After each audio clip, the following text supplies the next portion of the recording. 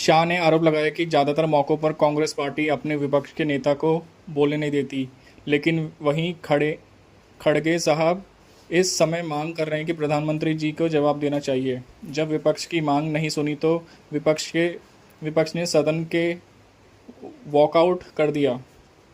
Operation सिंदूर पर राज्यसभा में 2 दिनों से 16 घंटे तक चल रही चर्चा पर सरकार की तरफ से जवाब देने के लिए आज 30 जुलाई बुधवार को जैसे ही केंद्रीय गृह मंत्री खड़े हुए तो विपक्षी सांसद हंगामा करने लगे और सदन में प्रधानमंत्री नरेंद्र मोदी से जवाब देने की मांग करने लगे। विपक्षी सदस्यों ने इस बात को लेकर हंगामा और नारेबाजी शुरू कर दी कि जब प्रधानमंत्री नरेंद्र मोदी ने एक सदन में जवाब दिया तो उच्च सदन में जवाब देने के लिए क्यों नहीं आए। इस पर गृह मंत्री ने विपक्षी कांग्रेस पर तंज कसते हुए कहा कि मेरे से ही निपट लीजिए, काहे को प्रधानमंत्री जी को बुला रहे हो। शाह ने कहा कि प्रधानमंत्री यहाँ अपने कार्यकाल में ही हैं। शाह ने कहा कि अगर प्रधानमंत्री जी को बुलाओगे तो और तकलीफ होगी। क्या अभी तक मन नहीं भरा है जो उन्हें बुलाना चाहते हो।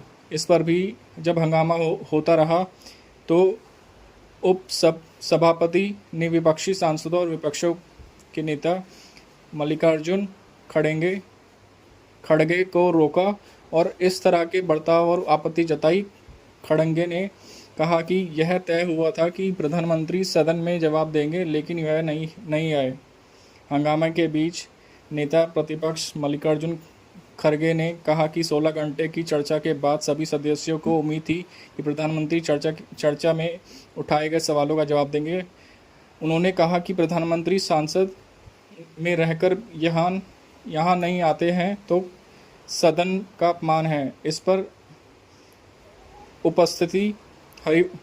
उपसभापति हरिवंश ने कहा कि उन्होंने कार्य मंत्रणा समिति से पहले ही यह बता दिया था कि चर्चा में प्रधानमंत्री हस्तक्षेप नहीं करेंगे और गृह मंत्री जवाब देंगे।